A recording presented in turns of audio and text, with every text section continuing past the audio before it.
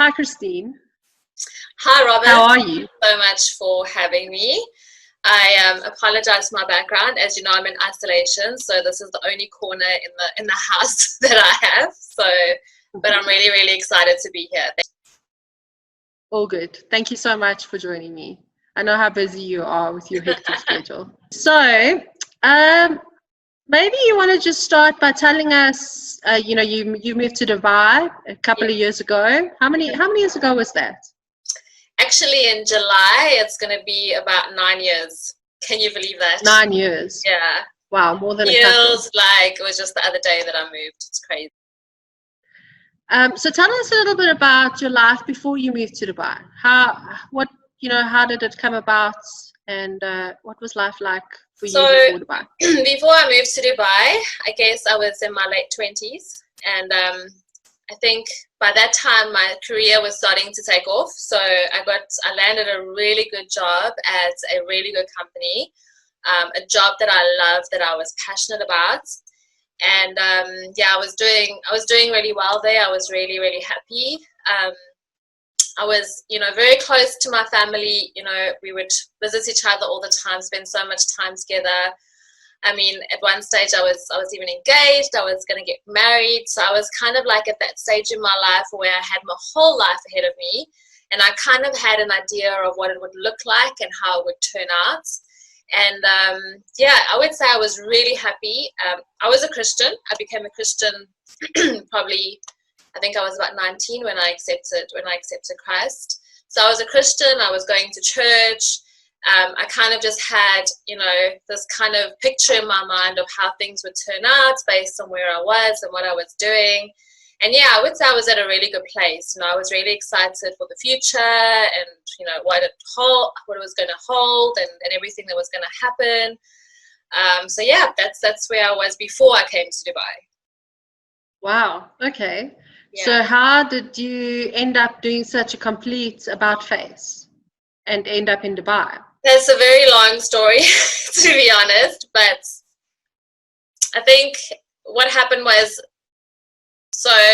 just to go back a bit, I think that when I first became a Christian, I was talking to somebody about this yesterday. I guess just after I became a Christian, I always had a premonition about the Middle East. I wasn't sure what it was. I always just had some kind of a premonition that I'd be involved in the Middle East in some way, but I kind of forgot about it. Like the years went on, I was working, life was kind of taking a different path, so I completely forgot about that. But then what happened is, it was just like I was in my late 20s. I was just about to enter into my 30s actually, and I remember I went to a movie with a friend, and I don't know if you know this movie, Eat, Pray, Love. Have you watched this movie? I don't know. I haven't actually watched it. Okay. There's nothing specific about the movie itself, but something in that movie, when I watched it, I came out and I felt quite panicked. I said to her, I just have this feeling that God is going to want me to move and leave the country. I don't know why. Just after watching that movie, it did something. It did something, but I was kind of panicked about it. It's just like a premonition that I had. It wasn't like I actually heard anything or God told me something. It's just a premonition that I had. And that was probably in the middle of 2010. And then February 2011, I was in Dubai for a work trip actually. And my boss told me that they actually want to transfer me to Dubai for work purposes. And basically I refused when he asked me, to be honest. I was like, this is not the plan.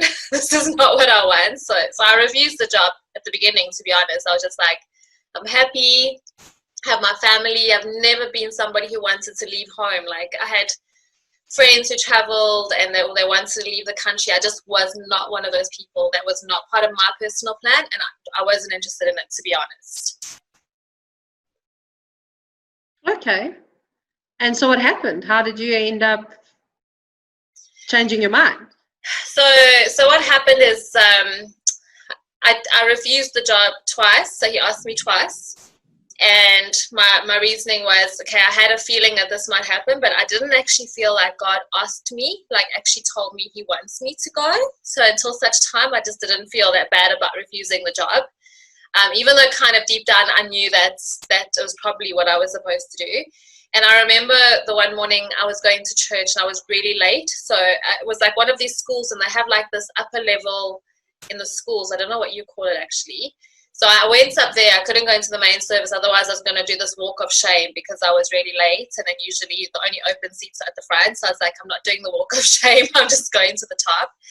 And the pastor was preaching that day, and he was preaching from a passage where Jesus sent out the 72 disciples, and he said, go and go quickly and don't take anything with you.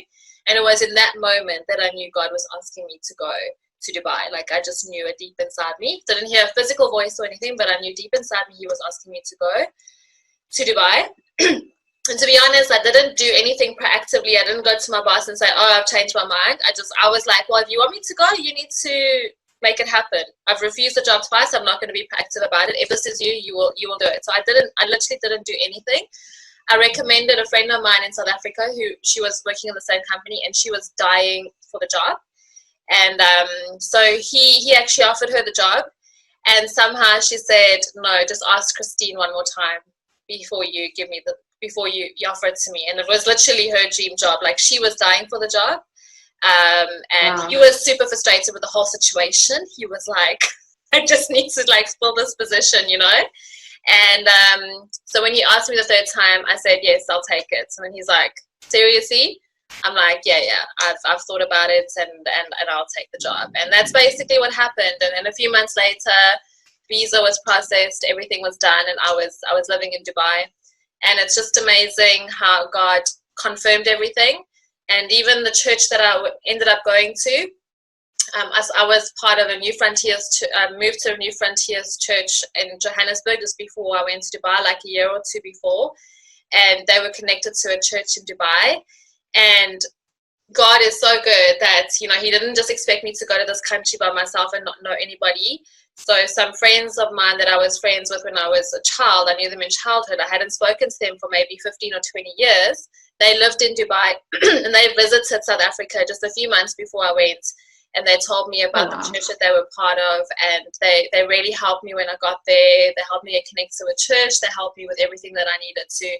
So he provided everything I needed, and yeah, that was it. It was history. I moved, living in the Middle East, just like I had thoughts, or I had that feeling, you know, in my early 20s that might happen.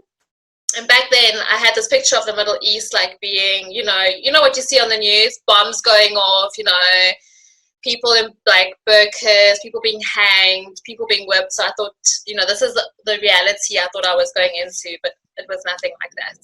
So tell us about your first year. It can't have been very easy settling into a new country. I mean, I know you had at least the advantage of having your church that you joined, but tell us a little bit about your first year. Yeah, it wasn't easy at all. See, the thing is, so moving to a new country is not easy, and I think anybody who's done that would know that. I think moving to a new country on your own is not easy. I think, but there was a lot of things that, you know, God was really good to me in terms of I met those people that kind of really helped me out at the beginning. I was terribly, terribly homesick. I cannot explain how homesick I was. I was worried if I visited South Africa too soon, I might never go back to Dubai. So I was extremely, extremely homesick. And I was dealing with a lot of disappointments as well, and I'll explain what I mean. And, you know, I'm really saying this to encourage people, because sometimes God will call you to something and it will be nothing. It will look like nothing that you expected, and it will not even look like anything close to the promise that you think he has for you. And you need to look past that, because his plan, he works out things differently than we think. But I went to Dubai, and God had told me that I'm going to lead, and I'm going to teach, and I'm going to preach. And, you know, he gave me a whole lot of things that I was going to do. And when I went to Dubai, I went to the church that God told me to join. I was obedient in all of those things. But the challenge was there. I faced a lot of disappointment, because the church that I was part of, at that stage, it's not like that today, but at that stage, they were not supportive of women leaders and women preachers and women teachers at all. And so I had a promise from God. He had told me what was going to happen. But when I went there, the reality was something totally different. And so I had to grapple with this whole thing that, okay, you've called me to this. I've left my country. I've left my family. I've left my friends. I've left everything. And once I've reached here, I was expecting something different, and the reality, as opposed to what I'd felt God had put on my heart, was just completely opposite. It was conflicting. And I remember I did like this they call it getting connected at church, where they introduce you to the church and you decide if you're going to become a member. And I remember one of the guys was talking to me, so what do you think God called you here for? I learned a very, very big lesson. Don't just tell people that stuff, because they will they will just discourage you. So, and I was like, I feel like God called me here to teach and lead and all of this stuff.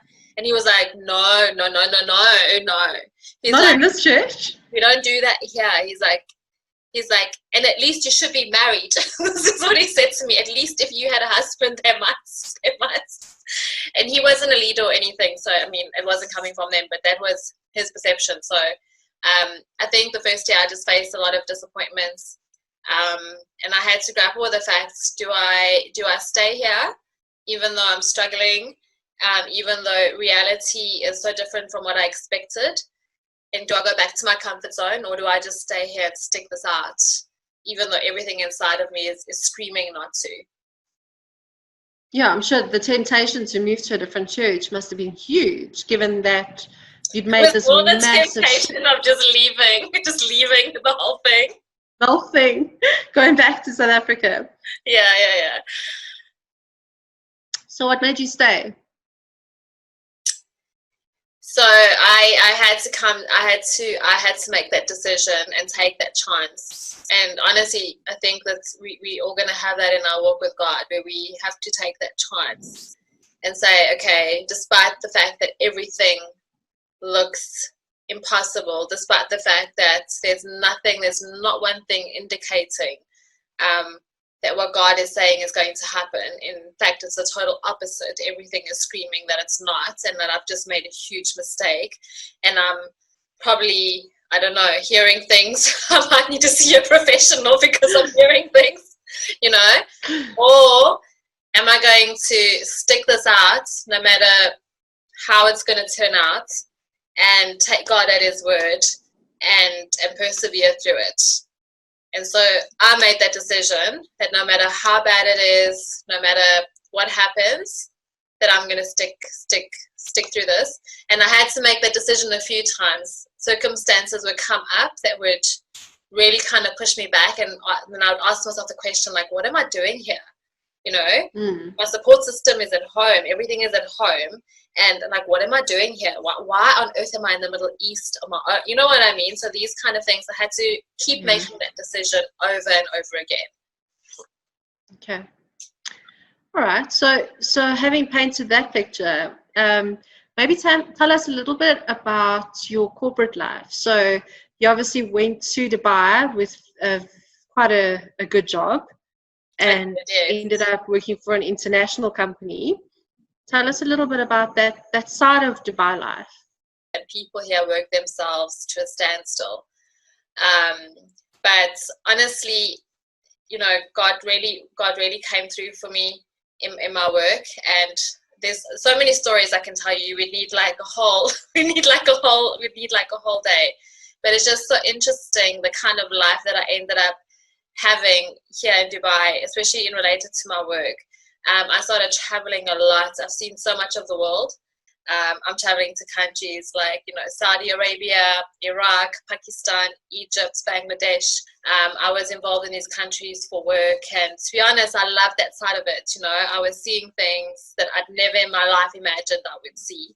And that's what happens when you follow God. You just go on this adventure that you could never imagine. You're just like, I remember like just at one stage just thinking, like, how did I get here? Like, I'm in the middle of Pakistan, And I remember visiting a church there, and I was just like, I can't, like, how did this even happen, you know? Okay. And I suppose with that job came quite a lot of perks. You probably lived quite a lavish lifestyle. I did. I lived an amazing life, amazing apartments, um, stayed in 5-star hotels. I used to call myself a kept woman. I'm like, I'm not married, but I'm a kept woman. Yeah, but I lived a lavish life in terms of the kind of career that I had. I was in that spectrum because of my career.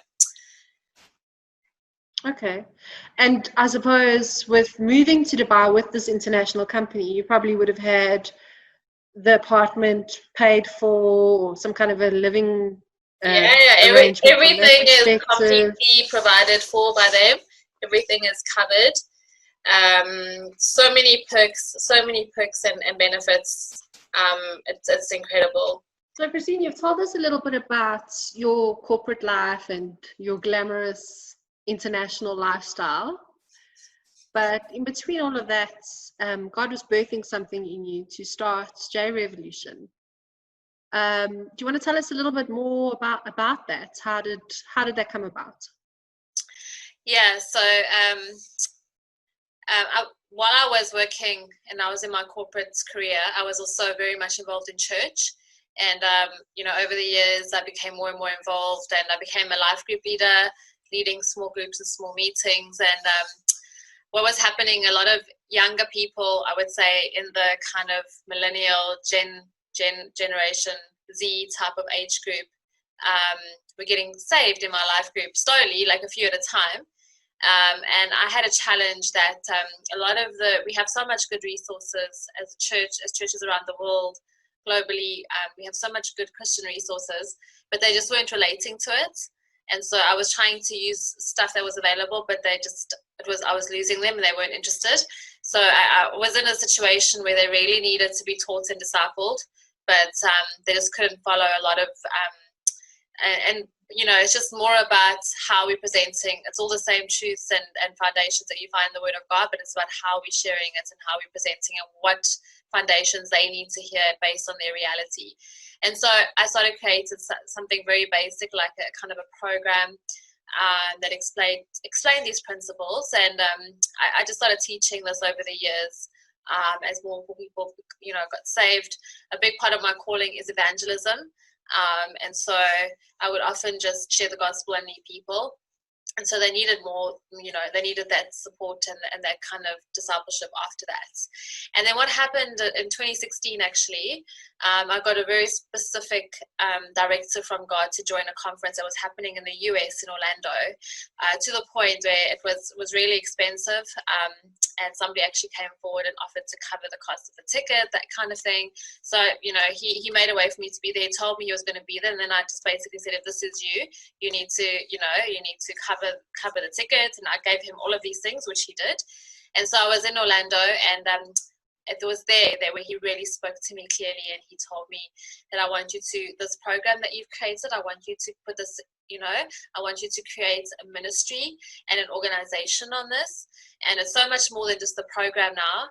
It's an evangelism ministry where we try and reach the lost. Our key focus is youth, millennials, where we try and explain to them, what the gospel is, but in new ways. Like I said, the gospel doesn't change, but how we reach people, that does. And so we're evangelizing, we're discipling.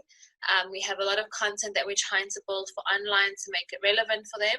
We are really involved in church partnerships in terms of helping churches offer the program, placing new believers that we receive through JRev into churches. So there's so many different elements to it, but that's basically how it was birthed. We're now an organization, a very young organization. We were only registered in 2018 as an organization, and we've been steadily building, growing, conducting the program, doing many different types of initiatives. And even though it's new and it's small, we're seeing lives changed, and that's the exciting part. And we just believe that God is going to do more and more, and we're seeing people connect with God. That's the power, I think, of the program, is people who don't just teach you a nice Bible study. we teach you how to connect with God and hear from God. And I think that's when you really see people's lives changing, is when they're actually able to connect with their Creator and connect with God. Oh, amen. So you've kind of transitioned over time from working full-time, and at some point you felt God tell you to leave your full-time job. Yep. Tell us a little bit about that. Well, I will say the first time I ever felt God tell me I need to leave my job, the first time I actually sensed it, I think I had a near nervous breakdown, because I wasn't sure. The timing of when he told me was really bad as well. I just put a whole lot of money down to buy an apartment, and it was just like, it was the worst timing ever. And yeah, so I mean, in a nutshell, he told me to leave my job. It took me time to come to terms with it and actually do it, to be honest. And there was a lot of, I think the mental part was the most difficult, in terms of being in a place where I have a cushy job, I have a cushy apartment, I'm living almost a life of luxury, to having nothing at all and not sure how I'm going to do that, especially because it's nothing that I actually planned for. And so, the time came, and I took that step, to be honest. I won't say it was easy. I mean, it was difficult in terms of God has provided for me every single day. I've never been without anything that I need. But I think it's more the mental shift that I had to go through, being in an 8 to 5, getting that amount of money and that salary every month, and moving into a place where for many months I have been staying in different places. I've been living all over the place. And that's not just because of money and finances. That's also because God has been very clear that he doesn't want me to settle. So I know he's got something longer term in this. He doesn't want me to have roots anywhere. And so I'm being obedient to that. I'm not putting down roots. And I am really like living in faith, and so, yeah, it's been a huge transition, but I really just feel that people are in a huge transition now with this coronavirus, where they were in their jobs, maybe they lost their jobs because there's no work available, or they're having to deal with a new reality because of this. They have to work from home, or they have to work in isolation. And so I can really empathize with what that feels like, because I was lucky I got to do that before all of this happened, and I got to deal with that change before. And I went through the process of learning that God can be counted on. But what I will say to anybody who's going through that now is that God can be counted on. I learned the hard way that our source is not from our salary. It's very easy for us to say the words that God will provide for me. It's very easy to say that. It's another thing when you're actually in that place and you're not getting a salary check, from your company every month. It's another thing to say that when you're not sure about where you're going to be staying or where you're going to be living. And so, I was, in that sense, I was blessed. I got to deal with that, long before that. And I was many months not working, not doing anything in terms of getting any income in. And I now also do some work for the church, which gives me some income. I work on J Revolution a lot. I work on something called Smoke Enders, which helps people quit smoking. And so I have many different things that I'm working on, but my reality is completely different to what it was before. It's a life I never could have imagined living. I never thought I would be here. But God has called me to this, and that's where I am at the moment. Yeah, that's amazing. So tell us practically, how does that work out day to day? I mean, do you still have a car? Where are you living? I mean, Dubai is probably one of the most expensive places in the world to live. It's really expensive. It's really expensive. Like I said, I do earn some money. I do some work for the church. So it's not like I'm not earning anything. But the cost of living here is what's crazy. I still have some expenses. Like I still have kept my retirement fund in South Africa. So there's certain things I still have to pay. Just day-to-day living here, food, just getting around in cabs. I don't have a car. Getting around in cabs and Uber sometimes can cost a fortune, And so when you take away all of that, it's just, it's really expensive. And so what I've been doing is I've been staying mostly with friends, and God has provided me a place to stay all the time. Right now I'm staying with friends in a really nice place. I'm really, really blessed. They've been taking care of me, looking after me. And it's like I said, it's not even about the financial part, not having my own place or settling down. The other part is that, it's something God has specifically told me. And sometimes I know how Noah must have felt when he was building an ark, because some people think that I'm crazy living like this, living all over the place, that type of thing. But I know what God, I know where I am and what God has told me to do. And to be honest, like, even in this time during isolation, He's placed me in a really amazing place where I have family around me. I'm not alone during this isolation. I have a family. I call them my Dubai family, who I love, and, I feel incredibly, incredibly blessed. And I would say the one takeaway that I can really share in terms of going through this experience over the past, I think it's now a year and a half, is that I'm past that place of having that I worry about how where I'm going to stay, what am I going to eat. I'm past that place of worrying about my needs and how they're going to be met.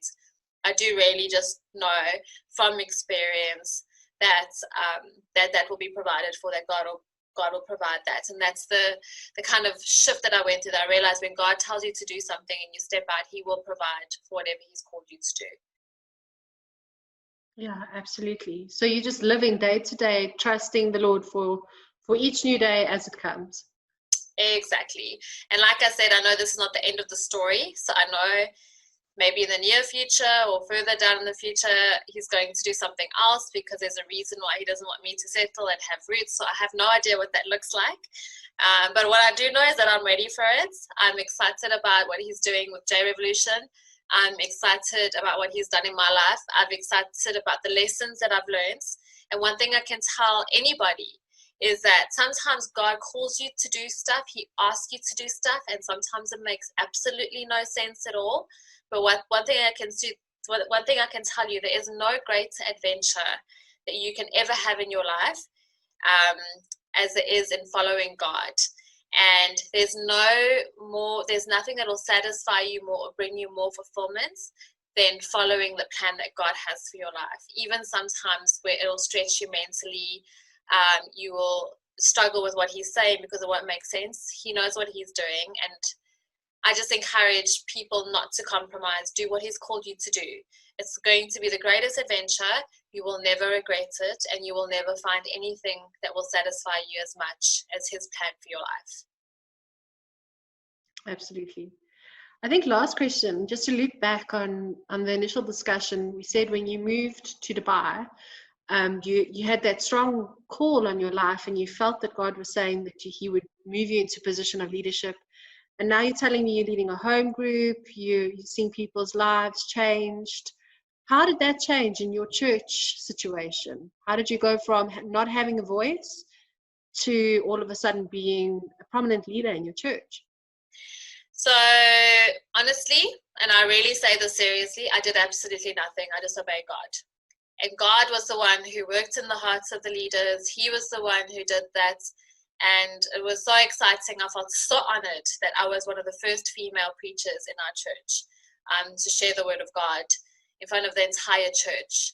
And, like I said, I didn't do anything. I didn't have to coerce anybody. I didn't have to do anything whatsoever. I just did what God told me to do every day.